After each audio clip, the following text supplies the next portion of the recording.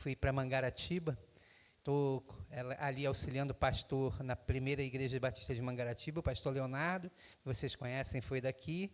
E na Serra do Piloto, eu pastoreio lá a congregação da Serra do Piloto.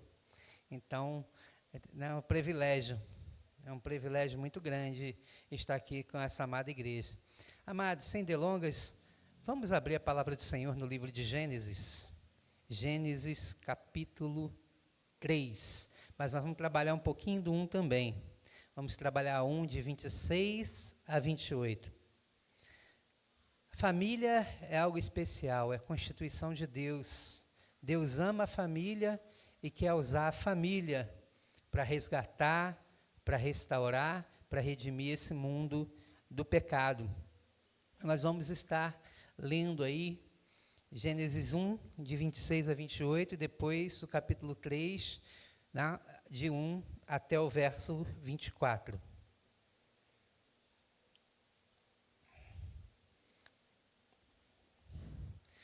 Se você...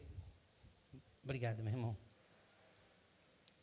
Ficar à vontade, né, quiser se colocar de pé durante a leitura, fique à vontade. Se não, mantenha-se assentado, aqueles que não puderem. Gênesis capítulo 1, 26, 27 e 28.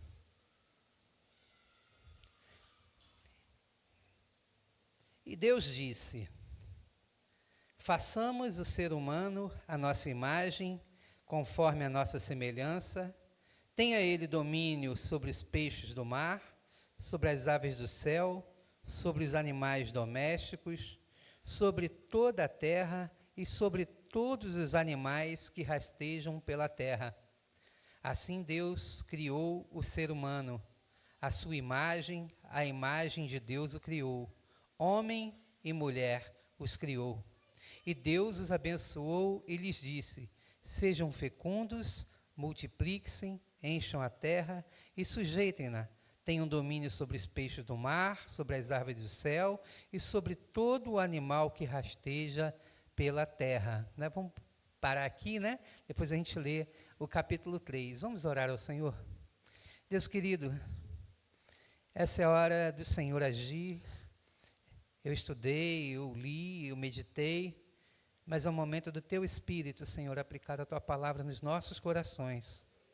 A Tua palavra, ela seja clara, Deus, que o Senhor possa me usar e que vidas possam ser edificadas, possam conhecer os propósitos, os planos do Senhor para a vida da família. Assim te peço em nome de Jesus. Amém. Amados, a grande ideia desse texto é as famílias redimidas e abençoadas no descendente da mulher têm um papel crucial no plano de redenção de Deus e na restauração da humanidade caída. As famílias redimidas e abençoadas no descendente da mulher têm um papel crucial no plano de redenção de Deus e na restauração da humanidade caída. Então, o que a gente começa pensando aqui, né? Deus instituiu a família. E qual foi o propósito de Deus quando Ele constitui a família? O primeiro deles é que Deus ele forma o homem, né, a sua imagem e a sua semelhança, né, com alguns aspectos do seu caráter. A sua imagem e a sua semelhança. Ele criou o homem em bondade, em fidelidade. Ele criou o homem, né, em verdade. Então, nós somos, né, bem, né, semelhantes ao Senhor. Nós raciocinamos, nós pensamos, nós sentimos, né, temos sentimentos. E o Senhor nos fez, né, dessa forma para refletir. Assim como o sol, né, reflete na lua, a lua reflete a sua luz, nós também fomos criados para refletir a imagem e semelhança de Deus, né? Para também, você vai ver aí no verso 1, 28, para reproduzir a sua imagem. Reproduzir de que maneira? Reproduzir, quando ele vai falar aqui, nós vamos reproduzir a imagem de Deus anunciando o seu evangelho. Passando o seu evangelho, passando aquilo que Deus fez, quem Ele é, aquilo que nós conhecemos da parte de Deus, às outras pessoas, para que Ele se torne conhecido, para que a sua glória, ela se torne manifesta, reproduzindo assim, também no verso 28, parte B, a sua imagem, o seu caráter, quem Deus é. E esse é um papel de quê? Da família. A família ela foi criada, Adão e Eva, o primeiro homem e a primeira mulher, foram criadas para isso. Para que, na realidade, refletissem, reproduzissem e representassem Deus. Né? É o corregente. Né? Adão era o corregente com Eva, representando Deus, né? A humanidade, para que Deus, a glória de Deus, se tornasse conhecida em tudo, né? De todas as formas. Só que aí começa a parte pior, né? Que nós vamos estar lendo agora de tudo. Gênesis 3. O verso começa assim: mas a serpente mais astuta que todos os animais selvagens que o Senhor Deus tinha feito, disse à mulher. Nós vemos aí a entrada de um ser diferente, a serpente, um ser mais astuto dentre todos os animais. A serpente não estava qualificada entre os animais que rastejavam. Ela não estava nesse meio, mas ela foi criada da parte de Deus, né, esperta, astuta, inteligente, mais que todos os animais. E aqui é interessante que nós vamos ver que entra quem? Mais a serpente, contrariando tudo aquilo que bom que Deus fez.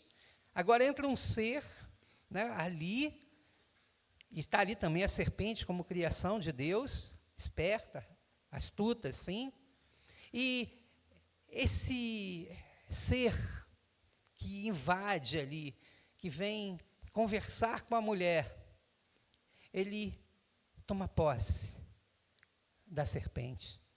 Ele escolhe o animal mais astuto, mais sábio que Deus tinha criado para se tomar posse.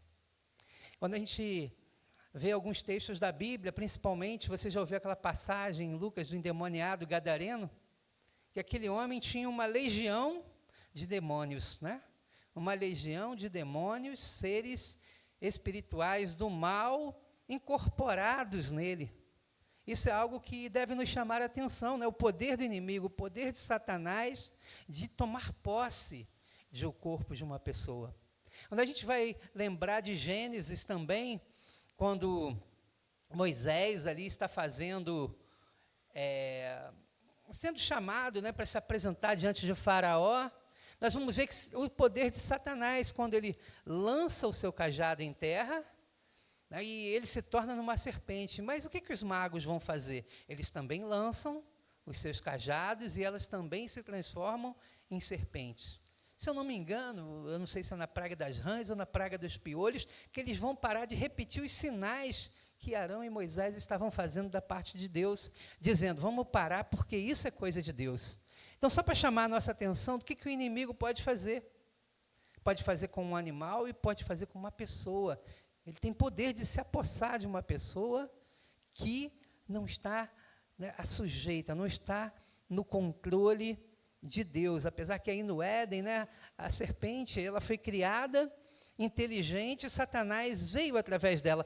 E outra coisa que é interessante aqui, que Satanás ele só vai agir porque ele sempre recebe a permissão de Deus.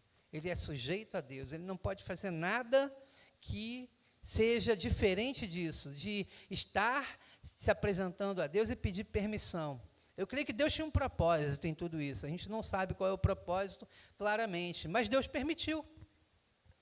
Deus permitiu, né, o verdadeiro livre-arbítrio ali em Adão, de poder escolher se ele realmente desobedeceria ou obedeceria, né? É o chamado pacto das obras, sobre a obediência, recebendo todas as bênçãos, e a maldição, né? Se você comer do fruto, se você desobedecer e comer, o castigo é, certamente, você vai morrer. Então, nós vemos aqui que a serpente, mais astuta que todos os animais selvagens que o Senhor Deus tinha feito, disse à mulher, é verdade que Deus disse, não comam do fruto de nenhuma árvore de jardim? Olha como ela deturpa a palavra. Vocês não vão comer do fruto de nenhuma árvore, quando Deus disse ao contrário, né? A palavra de Deus foi diferente. A Eva vai citar, vai falar ali que não foi isso que Deus disse. O que Deus disse? Primeiro que Deus disse para Adão, antes mesmo de formar Eva, olha, não coma do fruto que está lá no meio do jardim, da árvore está no meio do jardim, porque tem um problema se você comer, né? Certamente você vai morrer. Foi isso que Deus disse? Foi isso que Deus disse. Então, a mulher, logo no verso 2, vai dizer, respondeu a serpente, do fruto da árvore do jardim, podemos comer de todas as árvores, mas do fruto da árvore que está no meio do jardim, Deus disse, vocês não devem comer dele, nem tocar nele, para que não venham a morrer. Nisso ela estava certa, só que ela acrescentou alguma coisa aí que é o tocar, né? Mas ela fala sobre isso. Aí nós vamos ver a serpente, né, deturpando, primeiramente acusando Deus e deturpando a palavra de Deus. Olha como ele fala no verso 4, né, como é que Satanás, que está ali incorporado na serpente, vai dizer, então a serpente disse à mulher, é certo que vocês não morrerão, porque Deus sabe que no dia em que dele comerem, os olhos de vocês se abrirão, e como Deus vocês serão conhecedores do bem e do mal. Olha, o que ela disse? Algo que Deus não falou. E coloca para a mulher, olha, não, você pode comer, porque Deus está fazendo isso aí, porque Ele não quer que você seja igual a Ele. Você conheça o bem e o mal, por isso que Ele está proibindo de você comer do fruto. E a mulher, né, já parou ali, já pensou, com o mesmo pensamento que Satanás teve, né, de ser igual a Deus, conhecer todas as coisas que Deus sabe. Só que Deus é muito mais sábio que Satanás, muito mais poderoso do que ele, né? Imagine aí a mulher pensando da mesma maneira. Opa, eu vou conhecer o bem, né? Tudo que eu já conheço aí, mais alguma coisa, e vou conhecer também, né, o mal, né? Mas isso vai ser bom, porque eu vou conseguir dominar tudo isso aí, eu vou ser poderosa. Eu creio que tudo isso passou na cabeça da mulher, né? E a serpente, né, mente, e a mulher, ela cai, né? Vocês não devem comer dele, nem tocar nele, para que não venham a morrer. Então a serpente disse à mulher, é certo que vocês não morrerão, porque Deus sabe que no dia em que dele comerem, os olhos de vocês serão abertos, e como Deus, vocês serão conhecedores do bem e do mal. Olha só, né? Vocês serão conhecedores do bem e do mal. Deus está enganando vocês, Deus está colocando, né, algo escondido de vocês para que vocês não descubram. Essa foi a estratégia de Satanás, né, astuta, usando ali aquele animal, se apossando daquele animal para tentar Eva e fazer com que Eva pecasse. É porque Deus sabe que no dia que você comer dele, os olhos de vocês se abrirão, e como Deus vocês serão conhecendo o bem e o mal. Aí, já despertou na mulher, né? A mulher olhava para aquela árvore todo dia e considerava uma árvore igual a todas as outras. Só que agora, depois de Satanás, né, botar ali a cunha, né, botar ali uma brechinha, vamos dizer assim, né, na vida de Eva, ela já vai pensar de maneira diferente. Agora ela vai olhar para essa árvore de um modo diferente. Ela vai desejar essa árvore, né? Então, olha o que vai dizer. Vendo a mulher que a árvore era boa para comer. Agora aquela árvore é boa para comer. Agradável aos olhos. Agora está agradando os olhos de Eva. Antes era uma árvore como qualquer outra. Árvore desejável, o desejo da mulher. Diz que ela vai receber uma sentença depois a respeito desse desejo aqui, né? Ela é uma árvore desejável para dar entendimento.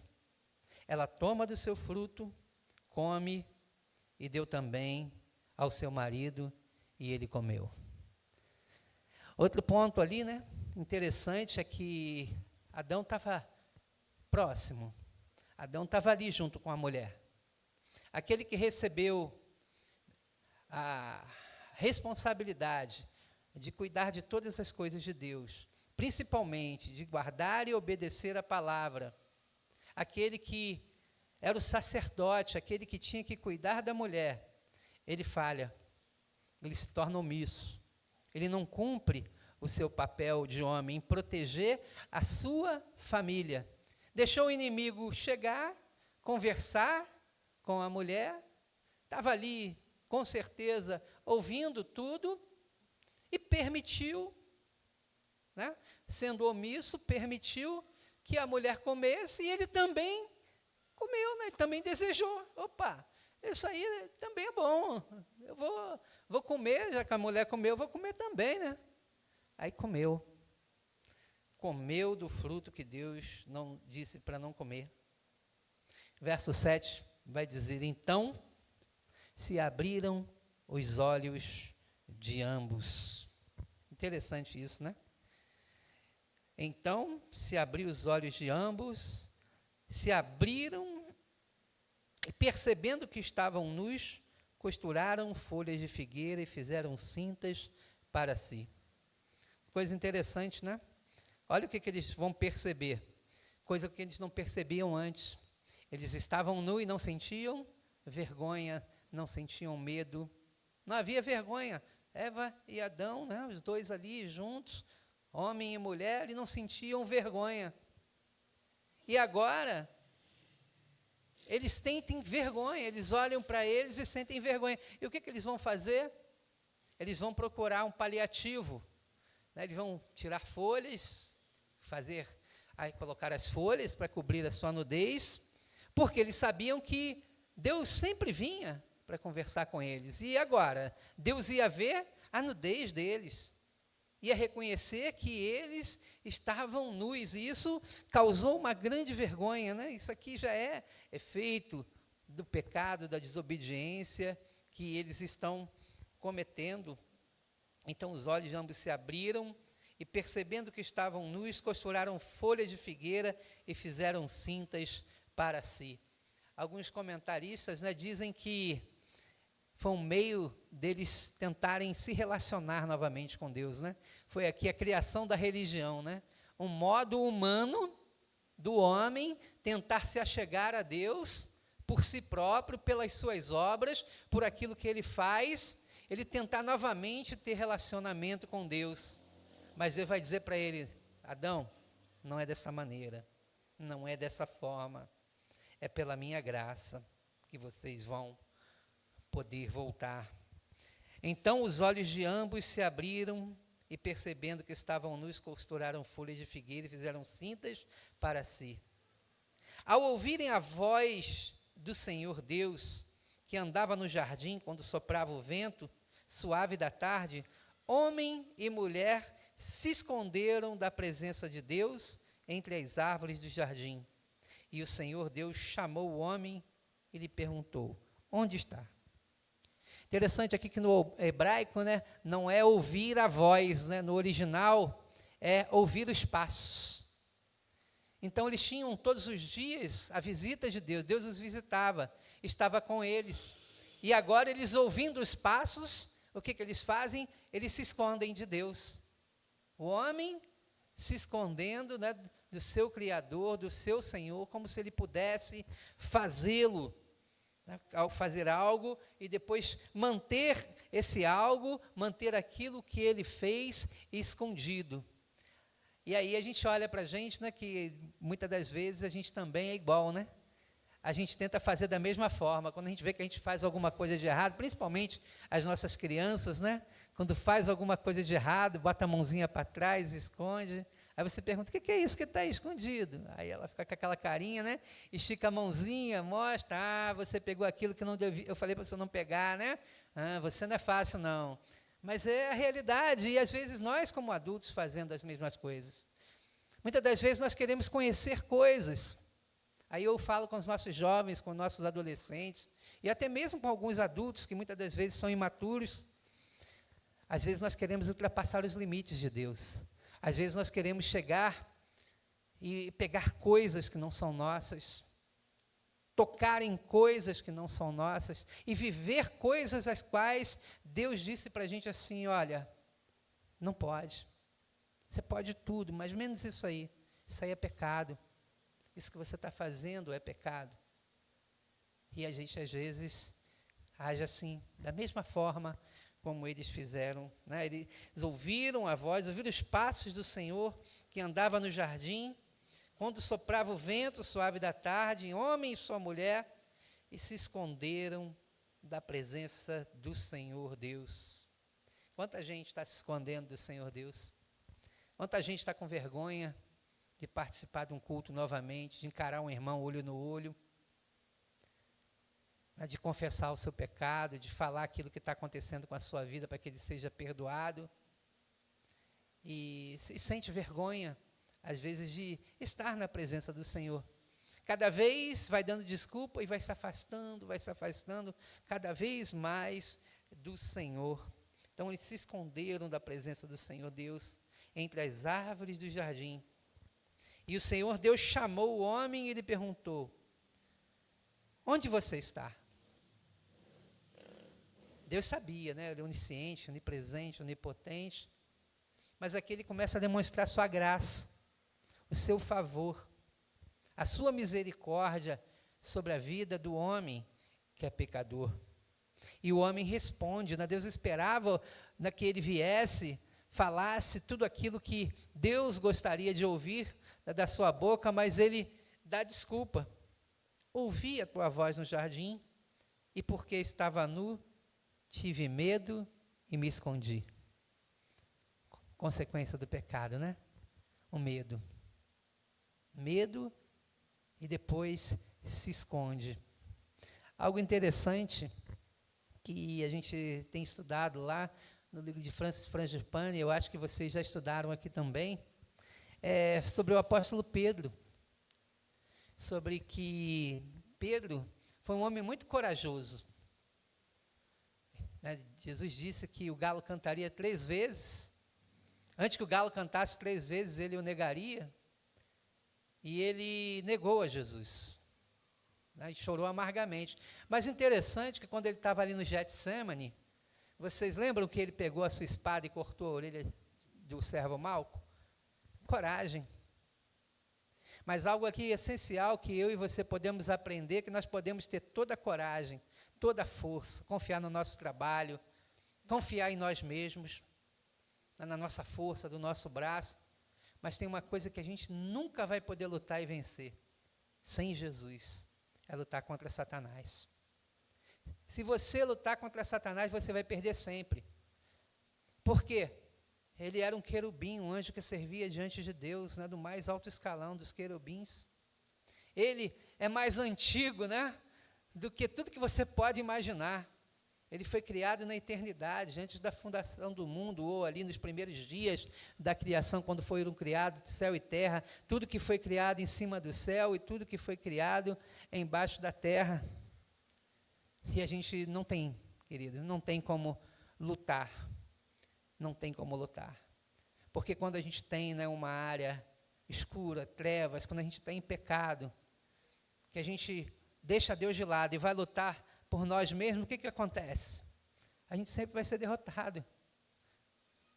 A gente precisa se esconder no Senhor Jesus, a gente precisa estar firmado nele, pecado confessado, porque aí o adversário, ele não vai ter do que te acusar, e o adversário aí é Satanás. Você chega: Senhor, eu pequei, Senhor, está acontecendo isso na minha vida, eu não quero viver mais dessa forma e dessa maneira, eu não quero mais viver desse jeito. Aí você vem para a luz, você sai das trevas, e aí Satanás não tem autoridade de entrar no seu coração, de entrar naquela área de trevas, onde ele ainda tem acesso no seu coração. Porque se você tem pecado no seu coração escondido, Satanás tem acesso a chegar lá e nessa área trabalhar e a mexer com a sua vida. E foi isso que aconteceu com Pedro, o orgulho de Pedro. Aquele homem que com certeza quando Tiago e João estavam ali, pedindo para se sentar um à direita e o outro à esquerda, ele deve ter ficado muito bravo, porque ele, sendo o mais antigo dos apóstolos, ele ia querer chegar ali: não, essa vaga é minha, eu sou mais antigo, eu sou mais velho que vocês, eu tenho a prioridade. Aí ele é o mais corajoso, enfrentou lá os homens que vieram dar contra Jesus no Getsemane, cortou a orelha daquele homem, mas olha o que Satanás fez depois. Não por causa do medo de Pedro, não por causa da sua vontade humana, mas pelo seu poder. Satanás tem poder, como eu disse para vocês. Ele foi lá naquela área escura do coração de Pedro e conseguiu fazer com que ele negasse a Jesus. Mas Jesus já tinha chamado Pedro e dito, né, que Satanás iria peneirá-lo. Mas o que o Senhor disse? Eu orei por você, para que você se mantenha firme, para que você esteja firme. Por isso que Pedro não caiu. Por isso que Pedro não caiu. Porque, apesar da sua falha, apesar da sua humanidade, o Senhor, né, estava com ele. O Senhor tinha ele como seu escolhido. O Senhor tem você também como um escolhido. Você só precisa tirar, né, do seu coração aquilo que impede que Deus, né, te abençoe bastante. Porque quando você tira, quando você confessa, Satanás não tem mais acesso, porque quando ele olha para essa área, Jesus já está lá dentro dela, olhando para ele. Ele vai correr de Jesus, porque ele tem medo. Ele sabe quem é o Senhor, ele não tem mais acesso à sua vida. Por isso que 1 João 9 vai dizer, se confessar os vossos pecados, ele é fiel e justo para vos perdoar os pecados e vos purificar de toda a iniquidade. Esse é o nosso papel. Esse é o nosso papel. Confessar. Confessar para viver uma vida de relacionamento com o Senhor. É algo tremendo que Deus faz, né? Então, ele responde, ouvi a tua voz no jardim, e porque estava nu, tive medo e me escondi. Aí Deus pergunta, quem lhe disse que você estava nu? Deus sabia, né? Aí faz outra pergunta para ele, você comeu da árvore da qual ordenei que não comesse? Deus faz duas perguntas para ele aqui. Aí ele vai responder, né? Agora é a hora de acusar, né? Olha, outro efeito do pecado. A irmã está rindo, né? Mas a gente não faz assim de vez em quando a gente erra, às vezes foi culpa tua, mulher. Foi culpa tua. Foi culpa sua. Às vezes a gente fala isso. Depois você vai se arrepender e vai pedir desculpa, né? Espero, né? Mas eu já falei dessa maneira. Eu creio que você falha. Eu creio que nós falhamos. E Adão falhou. Deus esperava o arrependimento, a confissão do pecado. Mas o que ele faz? Ele não quer receber a graça que Deus tem para ele. Deus queria perdoá-lo, mas ele vai acusar a mulher. Ele continua pecando, né? Um abismo chama outro abismo. A mulher que tu me deste para estar comigo, ela me deu da árvore e eu comi. Ele acusa a Deus, a mulher que tu me deste. Opa, era tudo bom, tudo perfeito antes da queda, né? Mas depois da queda já começou. A mulher que tu me deste, a mulher e Deus, acusando aqui duas pessoas. Então, o Senhor, Deus disse à mulher, agora parte para a mulher, né? Agora inverte, né? Que é isso que você fez? Deus pergunta, que é isso que você fez? Deus está indignado aqui. Mulher, que é isso que você fez? Que besteira foi essa? Como é que você dá esse mole, né? Como é que você abre essa brecha? Deixa o inimigo entrar na sua casa, você não vigiou. Deus está indignado com ela aqui, né? Aí a mulher respondeu, a serpente me enganou e eu comi. Algo interessante aqui, a serpente me enganou e eu comi. Verso 12, aqui nós estamos vendo do 8 a 13, né? O homem experimenta os efeitos do pecado e é confrontado por Deus. E aí vem, né, as consequências logo após. Aí eu queria colocar para você, né, quando ela vai responder, né, a serpente me enganou. 1 Timóteo 2, 14, vai falar muito bem a respeito disso, né? 2, de 12 a 15, eu vou estar lendo para vocês qual foi a consequência, né? A mulher, às vezes a mulher fica assim, por que eu sou submissa? Por que eu devo ser submissa? Não entende muito Efésios, não é verdade? Mas preste atenção no que vai dizer aqui em 1 Timóteo 2, 12 e 15.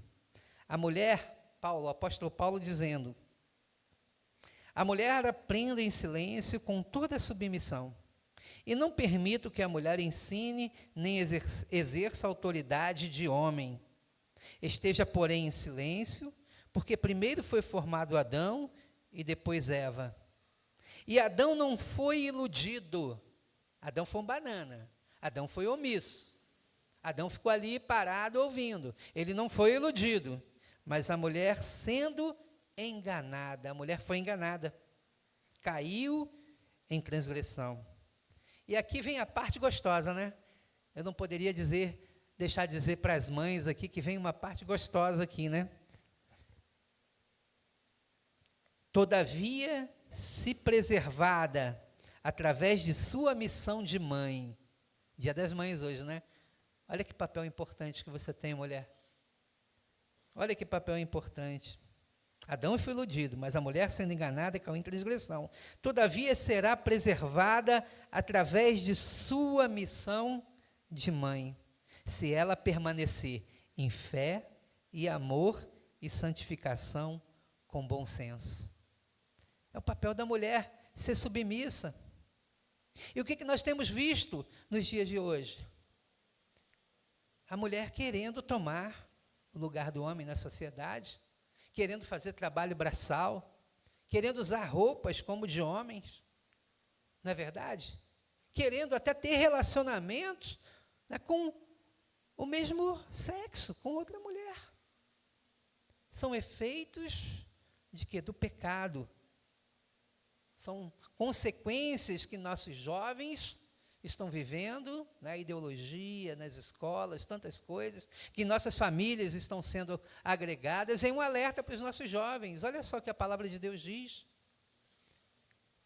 Presta atenção, porque isso é um ataque de Satanás à família, aos nossos filhos, diretamente aos nossos filhos nos dias de hoje. E iludindo também novamente a mulher, colocando que ela pode muito mais. Não que a gente vai falar, não, mulher, você não tem direito de ter posições de trabalho, de você ser importante, né, dirigir uma empresa. Não, claro que sim. Mas o que a Bíblia diz? Né, que a mulher, ela deve ser submissa ao seu marido. Vamos ver também Efésios 5, 22 a 25? Olha o que o apóstolo também vai dizer. As mulheres sejam submissas em fé e amor e santificação com bom senso, né? As mulheres sejam submissas a seu próprio marido como ao Senhor. É uma submissão em amor, totalmente diferente do que está acontecendo no dia de hoje, do que estão falando sobre o empoderamento da mulher no dia de hoje. Totalmente contrário. Elas sejam submissas a seu próprio marido como ao seu Senhor. Isso aqui está falando para mulheres que são crentes, que elas não devem ter outro comportamento diferenciado da palavra do Senhor. Porque o marido é o cabeça da mulher, como também Cristo é o cabeça da igreja. Não é isso? Sendo ele mesmo o salvador do corpo, como, porém, a igreja está sujeita a Cristo, assim também as mulheres sejam em tudo submissas ao seu marido. Só que eu não vou deixar barato isso não, vou falar dos maridos também, né? Maridos, amai vossa mulher como também Cristo amou a igreja e a si mesmo se entregou por ela. Então, há um equilíbrio. Deus criou a família com equilíbrio, tudo perfeito. Ela estava ali como ajudadora, como auxiliadora, com um papel, né, tremendo, de igualdade com o homem. Deus fez primeiro Adão, sim, a mulher veio da costela, tudo bem, mas ali, em amor, dentro dos planos de Deus, estava tudo perfeito. Mas depois da queda, as consequências que nós estamos vivendo no dia de hoje, a gente pode ver que tem havido algumas influências, algumas deturpações que têm atacado seriamente o casamento, a família, o relacionamento. Como nós vimos, acusações por causa do pecado. E essa submissão, quando a mulher se coloca submissa ao marido em amor, dentro do casamento, no seu papel, no seu relacionamento, isso é bênção diante do Senhor.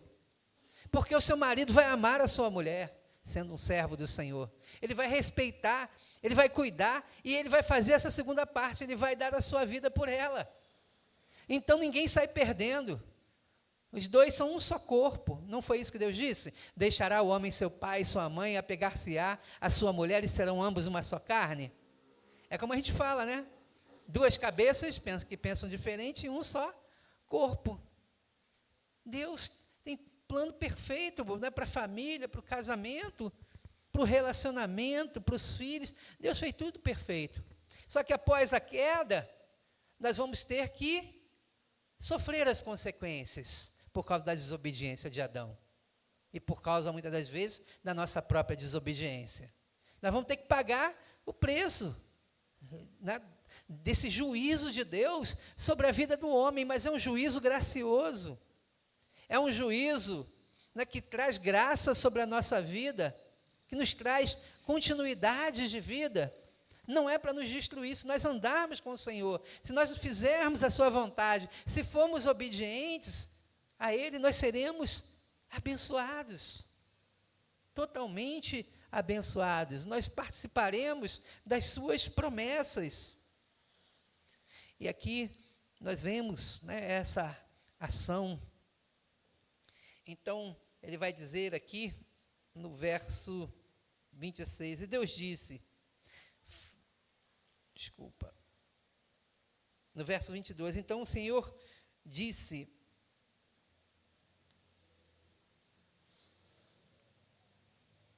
desculpa aqui que eu pulei aqui, verso 17, e Adão disse, por ter dado os ouvidos à voz e comido da árvore que eu havia ordenado que não comesse, maldito é a terra por sua causa. O que Satanás fez aqui, na vida de Adão e na vida de Eva, quando ele entra no Éden? A primeira coisa que ele faz é deturpar a palavra de Deus e fazer com que Adão ficasse ali, né, como aquele banana, ouvindo tudo, não tomasse uma atitude. E esse verso 17, ele explica muito bem, por ter dado ouvidos à voz da mulher, e comido da árvore que eu havia ordenado que não comesse, maldita é a terra por sua causa. Deus amaldiçoa a terra. Por quê? Porque o homem não ouviu a palavra de Deus, não guardou a palavra de Deus, não foi o sacerdote, né, do seu lar protegendo a sua família. Por causa dessa omissão, dessa transgressão, Deus não amaldiçoou o homem. Deus amaldiçoa quem? A terra. Aí você vai ver as guerras de meio ambiente aí que a gente tem visto, né? Pessoal destruindo, queimando, ganância, tirando mais do que a terra pode dar. Nós vamos ver aí que a terra sofre, né? Geme por causa de tudo que acontece na nossa vida, por causa do pecado, por causa da ganância que foi colocada no homem, porque ele deu ouvidos à voz da mulher e comeu da árvore que Deus havia ordenado que não comesse. Ela foi amaldiçoada, né? Maldita é a terra por sua causa. Em fadigas você obterá dela o sustento durante os dias da sua vida. Como é que era antes lá no Éden? O que o homem fazia lá no Éden? O homem estava bem. A terra não produzia tudo para ele? Tudo. Ele só ia lá, colhia, comia. Não é verdade? Tinha tudo. Mas agora, qual é a sentença? Você vai ter que trabalhar, você vai ter que suar, você vai comer do suor do seu trabalho. Você vai ter que comer, vai ter que suportar. Por quê? Porque a terra, ela foi amaldiçoada. Ela agora, ela não vai dar tudo aquilo que ela daria naturalmente antes da maldição ali no Éden, quando estava tudo perfeito. Agora, sobre efeito do pecado, sobre efeito da maldição, ela não vai dar mais o fruto como ela dava. Agora você vai ter que trabalhar. Você vai ter que granjear o seu pão. Não é isso? Olha só. Maldita é a terra por sua causa, em fadigas você obterá dela o sustento durante os dias da sua vida, né? Ela produzirá também espinhos e erva daninhas, coisas que ela não produzia, ela produziu, né? Uma vez eu estava com a minha esposa em casa e foi uma época de verão, a gente estava morando perto de uma lixeira e as moscas, né? Chegavam, a gente botava remédio, botava tudo e as moscas estavam chegando. Aí ela, o bicho maldito, o troço, né? E a gente estava pensando, será que Deus criou esse bicho? Mas eu creio que também é um efeito, né? esses bichos do pecado. Assim como produziu ervas daninhas, espinhos, também a terra produziu coisas que não são bênção, né, para a vida do homem, que passaram, se era coisa boa, né, se foi criada por Deus, né, ela passou a ser ruim, passou a agir contra o homem por causa do pecado. Ela produzirá também espinhos e ervas daninhas, e você comerá a erva do campo. No suor do seu rosto você comerá o seu pão. Vai ter que trabalhar, meu querido, não tem jeito não. Por isso que Provérbio vai dizer, vai ter com a formiga o preguiçoso. Até que volte à terra, pois dela você foi formado, porque você é pó e ao pó você vai voltar. Interessante, né?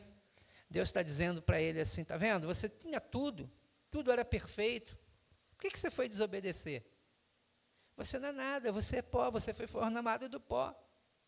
Agora você vai voltar para o pó. Você comeu, né, da árvore, você desobedeceu. Eu não disse que você morreria? Aí a consequência. Você vai voltar ao pó. Você vai voltar ao pó tornará. E o homem deu à sua mulher o nome de Eva, por ser a mãe de todos os seres humanos. Interessante aqui, né, a graça de Deus. Aqui nós vemos continuidade. Deus poderia encerrar tudo, Deus poderia destruir tudo, não é verdade? Mas Deus permite a continuidade. Deus permite a continuidade. E o homem deu à sua mulher o nome de Eva. Eva não tinha nome ainda e recebeu o nome. Não é verdade? Por ser a mãe de todos os seres humanos. Está colocando aqui que todos os seres humanos que viriam a nascer, ela seria a mãe de todos. Continuidade, graça de Deus sobre a vida. Então o Senhor Deus disse: eis que o homem se tornou como um de nós, conhecedor do bem e do mal. É preciso impedir que estenda a mão, tome também da árvore da vida e coma e viva eternamente. Deus não permite, né, que o homem coma da árvore da vida, né? Ele expulsa o homem do Éden. Agora ele vai para a terra, ele vai sofrer as consequências, ele vai trabalhar, e ele não morreu no ato, né, que ele pecou, porque Deus estava falando da morte física, sim, o homem passou a morrer, o homem que era eterno e não morria, passou a morrer, mas ele estava decretado sobre ele o juízo, a morte eterna, a segunda morte, a morte espiritual, que certamente o homem afastado de Deus, o homem que não se reconcilia com Deus, ele vai viver. Pergunto eu a você, como é que você está com Deus? Como é que está a sua vida com Deus? Sua vida está legal com Deus? Seu relacionamento com Deus está bom? Ou você tem colocado algumas prioridades, algumas coisas, alguns departamentos a qual você tranca ali naquele quartinho escuro do coração, que só Satanás está tendo acesso e você, porque você não tem colocado diante de Deus. Então, nós vemos aí as consequências, juízo, maldição sobre Satanás, a mulher, o homem e a terra, na mesma ordem da queda, né? Terra maldita, primeiro a sentença a Satanás, depois a mulher e por último a Adão. Então nós lemos aqui Timóteo a respeito disso, né? Por que a mulher ela deve ser submissa. E o verso 20 a 24, vemos que ali é a expulsão do homem do Éden. Mas algo que a gente deve notar aqui é que foi debaixo da graça, do cuidado e do plano de redenção de Deus. Mas as consequências do pecado continuaram. Você pode ter certeza. Se você for no capítulo 4 aí, Eva teve filho, Caim e Abel. E Caim matou Abel. Não foi isso? Caim matou Abel. algo interessante, né? Depois nasce Sete, e depois, né, da sua geração vem Enos, e começa-se a adorar a Deus novamente, né? Uma geração separada. Mas nós vemos aí duas sementes, né, que agora vão contender. Duas sementes que vão contender. Eu não falei do verso 15, porque eu vou falar mais adiante sobre essas duas sementes que vão estar contendendo, que vão estar lutando, né, diretamente até a volta de Jesus. Mas vamos lá. Deus, então, ele faz o quê? Ele permite que o homem tenha continuidade, nasce Adão, nasce Sete, nasce Enoque, Caim mata Abel, não é isso? As gerações, né, de Lameque, falando ali que ele matou um rapaz, dizendo para as suas mulheres que ele matou um rapaz porque pisou no seu pé. E se Deus falou para Caim que ele seria vingado 7 vezes, né? Ele disse nas 70 vezes 7, Lameque vai falar sobre isso. Vai falar que ele faria isso. Aí Deus vê que o coração do homem é mau e resolve destruir tudo em Adão, mantendo só uma família, a família de Noé. Na verdade, aí você pode seguir e ver aí, está em Gênesis 6, 7. Então Deus vai afirmar em Gênesis 8, 21, pós-dilúvio, que o desígnio do coração do homem é mau continuamente. Ele não vai mais destruir o homem por causa, né, do dilúvio, né? Com o dilúvio, porque o coração do homem, ele é mau. E ele faz um pacto, depois, com alguém que a gente conhece, né, com Abraão, que nele seriam benditas todas as famílias da terra de sua linhagem. Nasceria o descendente que mediaria as bênçãos a todas as famílias da terra. Está lá em Gênesis 12, 2 e 3. De ti farei uma grande nação e te abençoarei, e te engrandecerei o nome. Se tu uma bênção, abençoarei os que te abençoarem e amaldiçoarei os que te amaldiçoarem. Em ti serão benditas todas as famílias da terra. E aí nós vamos agora para o verso 15. Vamos voltar ali no verso 15 de Gênesis, onde nós vemos a graça de Deus expressa no descendente da mulher, o Redentor prometido que vem ao mundo na plenitude dos tempos. Nós vamos ver aí em Lucas 3, 23 a 38, a genealogia de Jesus voltando até Adão, né, como filho de Adão, e Adão, filho de Deus. E nós vamos ver também em Gálatas 4, 5, vindo, porém, a plenitude do tempo, Deus enviou o seu Filho, nascido de mulher, nascido sob a lei, para resgatar os que estavam sob a lei, a fim de que recebêssemos a adoção de filhos, né? De filhos de Deus.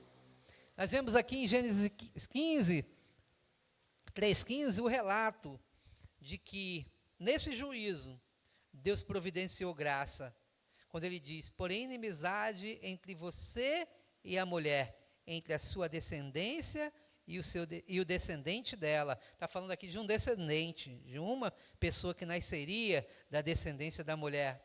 Este lhe ferirá a cabeça e você lhe ferirá o calcanhar. Já é o proto-evangelho anunciando a vinda do nosso Senhor Jesus, do nosso Salvador, aquele que sofreria, que seria moído, como diz Isaías 53, pelas nossas transgressões, ferido pelas nossas iniquidades. O castigo que nos traz a paz estava sobre ele, e sobre as suas pisaduras fomos sarados. O verso 6 vai dizer que todos nós andávamos desgarrados e errantes, como ovelhas sem pastor, mas o Senhor fez cair sobre ele, sobre Jesus, a iniquidade de nós todos. Nós temos esse privilégio, nós já sabemos quem é esse descendente, nós já conhecemos, né, a Bíblia, já conhecemos a história, mas se você não conhecia a história da verdade de Deus, que todo homem precisa conhecer, hoje você já conhece. Hoje você, se ouvir a voz da serpente, se ouvir a voz do mundo, você pode dizer assim: não é esse caminho. Não é esse caminho que eu vou seguir. Hoje já existe um caminho. Ele é o caminho verdadeiro. Ele é a verdade. Ele é a vida. Ele é Jesus. Eu vou seguir esse caminho. Eu conheço a verdade. Então nós conhecemos a verdade. As pessoas podem conhecer a verdade. Esses 3 capítulos, eles são muito importantes, relatados por Moisés. Porque se nós não conhecemos que Deus criou todas as coisas em Gênesis 1 e disse que era muito bom, se nós não conhecermos que Deus fez o homem, a sua imagem e a sua semelhança, perfeito, se nós não soubermos que nós temos um inimigo da família, um inimigo das nossas almas, a gente não vai lutar, a gente não vai buscar, a gente não vai procurar adorar ao Senhor, porque nós vamos estar enganados no engodo desse mundo, porque não conhecemos a verdade de Deus revelada nas Escrituras. E todos esses 3 capítulos aqui apontam, né, para toda a Bíblia, tudo que acontece, todos os desdobramentos que nós vamos ver na Bíblia, precisam, né, de luz da queda, de luz do que aconteceu aqui, que existe um Criador, que existe um Deus, mas que existe um inimigo das nossas almas também, que a gente não pode lutar contra ele, que não temos como lutar contra ele se Jesus não estiver do nosso lado, se Jesus não estiver conosco. Nós não nos escondermos atrás da graça de Jesus, usando o capacete que protege a nossa mente, o nosso coração, a palavra, né, a espada da verdade. Como que nós vamos vencer? Salmo 119:11, o salmista disse: escondi a tua palavra no meu coração, para eu não pecar contra ti. O Redentor que descende da genealogia da mulher e que abençoaria com a mesma bênção de Abraão todas as famílias da terra. Efésios 1:7 vai dizer: neles temos a redenção pelo seu sangue, a remissão dos pecados, segundo a riqueza de sua graça. Eu cito aqui Efésios 2:8-9, né? Para de lutar por você mesmo. Você não vai conseguir nada por você mesmo. Entrega o teu caminho ao Senhor, né? Confia nele, o mais ele fará. Se entrega a Jesus, dependa dele. Eu sou a videira verdadeira e vós as varas. Aquele que permanece em mim e eu nele, esse dá muito fruto, porque sem mim nada podeis fazer. Não insista sozinho. Não tente caminhar nesse mundo sozinho. O inimigo é voraz, ele é sagaz, ele é astuto. E você não vai poder vencê-lo de maneira nenhuma se Jesus não estiver lutando por você. Se o sangue de Jesus não estiver sobre a sua vida. E aqui eu faço algumas outras aplicações. Podemos crer e anunciar às famílias. Isso é para o povo de Deus. É para você que serve ao Senhor. É para você que vai no Vale de Jequitinhonha. Podemos crer e anunciar às famílias. Em Cristo a salvação para toda a família que crê em Deus e no seu Evangelho. Eu creio. Eu sei que a gente não usa muito, né, essa palavra, mas eu queria trazer para você, lembrar de você Atos 16:31. Crê no Senhor Jesus Cristo e será? Vamos de novo. Crê no Senhor Jesus Cristo e será? Você crê nisso? Volta para sua casa, que nem aquele endemoniado que Jesus tirou uma legião de demônios dele e conta aos seus o que Jesus tem feito por você, ou o que Jesus está fazendo nessa noite por você. Conta aos teus amigos, conta a toda a cidade. Essa é a vontade de Deus para a sua vida. Faz isso, que o nome de Deus vai ser glorificado. Você vai agradar muito o coração de Deus se você fizer dessa forma. Outra aplicação: em Cristo todos os que creem alcançam vitória sobre a morte e Satanás e estão livres do pecado.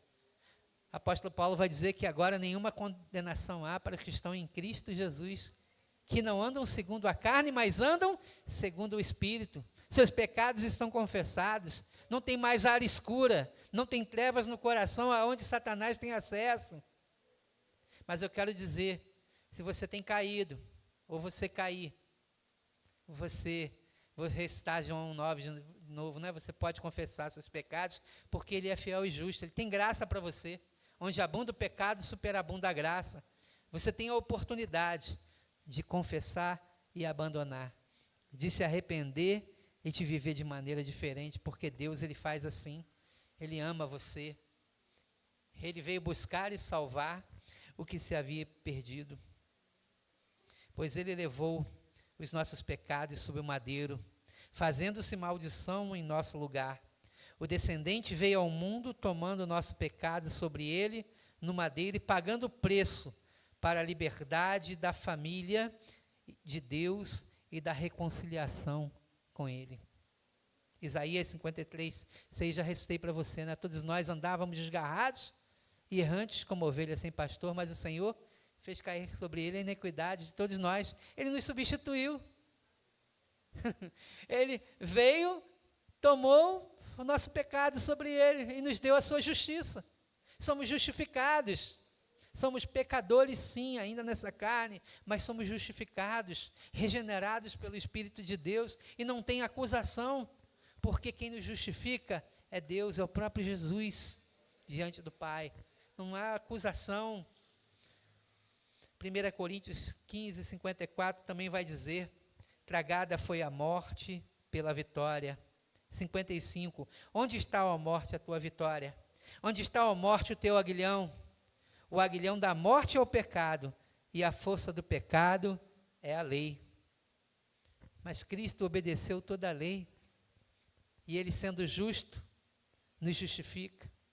Agora é por graça, não é por obras da lei, mas é por graça. Isso é algo maravilhoso.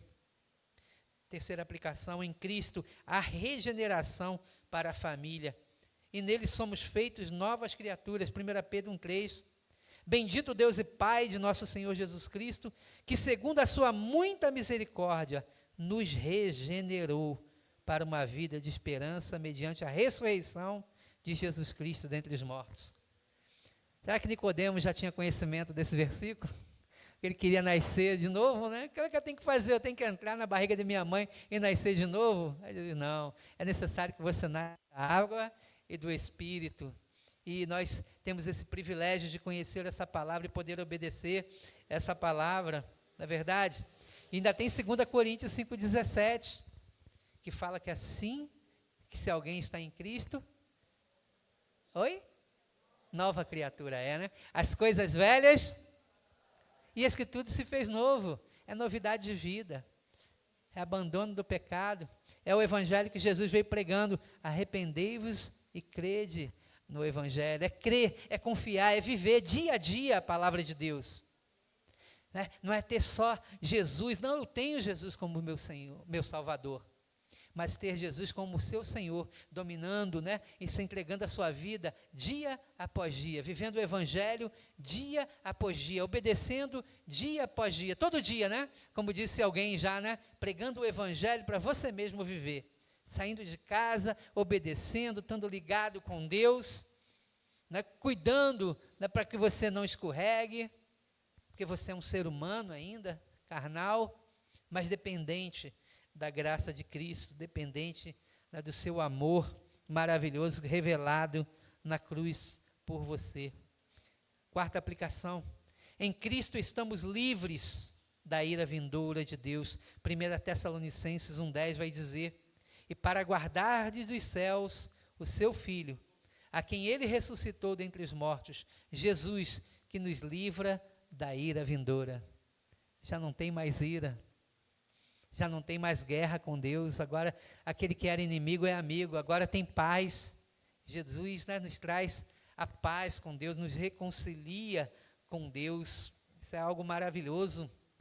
Quinta aplicação: em Cristo, ao soar da trombeta, ressuscitaremos para a vida eterna como filhos e família de Deus. 1 Tessalonicenses 4, 16 a 17, diz assim: porquanto o Senhor mesmo, dada a sua palavra de ordem, ouvida a voz do arcanjo e soada a trombeta de Deus, descerá dos céus, e os seus mortos em Cristo ressuscitarão primeiro.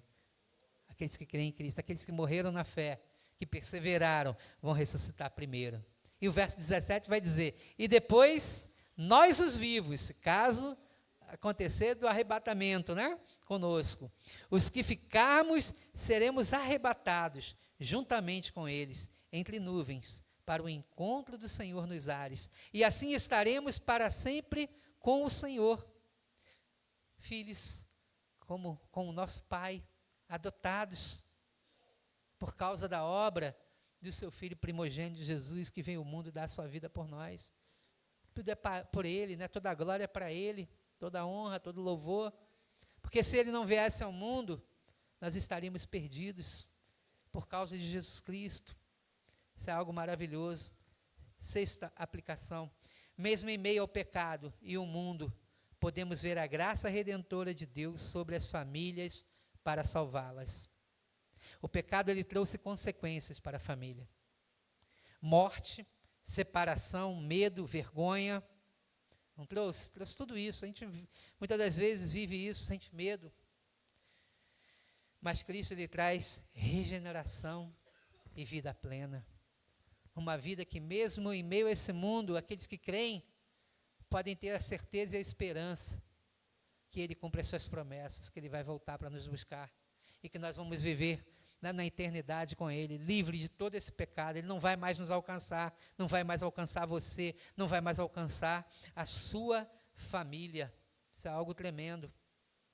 Sétima e última aplicação.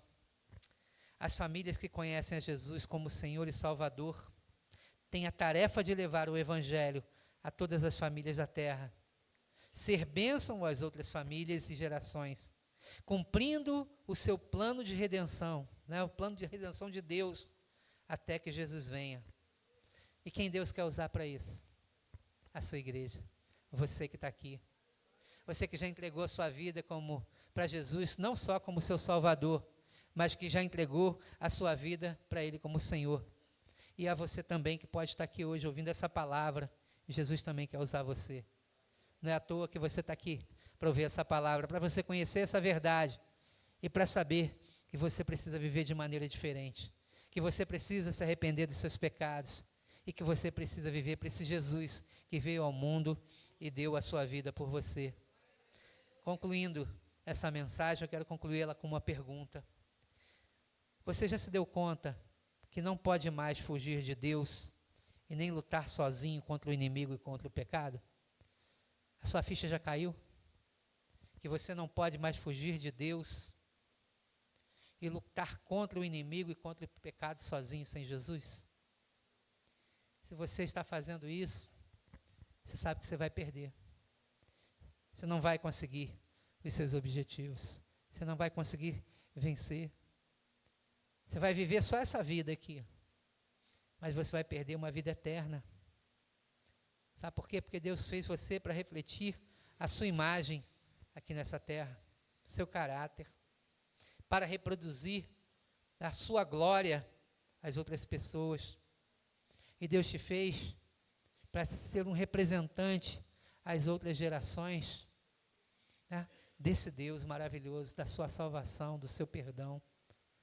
As pessoas precisam conhecer a Jesus e Deus quer usar você. Deus esteja abençoando a sua amada igreja. Que Deus possa usar essa palavra na sua vida, né, o seu Santo Espírito possa trabalhar no seu coração e você possa entender que você tem um papel crucial, que você é especial para Deus. Deus tem escolhido você e Ele tem um propósito. Não deixe as coisas desse mundo desviar você do propósito de Deus, não só para você, mas para a sua família. Porque você é uma bênção de Deus, para ser bênção à sua família. A sua família é uma bênção de Deus, para ser bênção também a outras famílias que não conhecem essa graça de Deus. Vamos orar? Pai querido, eu quero agradecer pela tua palavra, Deus, te dá honra, te dá glória, te dá louvor, porque tudo que sabemos, tudo que conhecemos provém de ti, da tua revelação inspirada, Senhor. Nós te louvamos, Deus, por esta Bíblia e pelas Bíblias que tem em todo lugar, e pelos teus servos que anunciam a tua palavra, que falam do teu amor, que contam a história verdadeira, que contam a verdade, para que as pessoas sejam libertas do engano de Satanás, Senhor. Ó Deus, nós te pedimos, tem misericórdia de nós, nos fortalece, nos ajuda como igreja do Senhor, para que cumpramos o nosso papel, Senhor, não só de obediência, Senhor, mas também, Deus, aquele que deve anunciar, que deve falar como pessoa e como família a todas as pessoas que não te conhecem. O Senhor nos deu esse privilégio, nos ajuda a fazer bom uso dele, Senhor, como servos do Senhor. Obrigado, Deus, pelo teu Espírito, Senhor, que tem falado e está falando aos corações ainda, e que falou o meu também, Deus. Tudo é para a tua honra, a tua glória e teu louvor. Eu te oro assim em nome de Jesus. Amém. Irmão?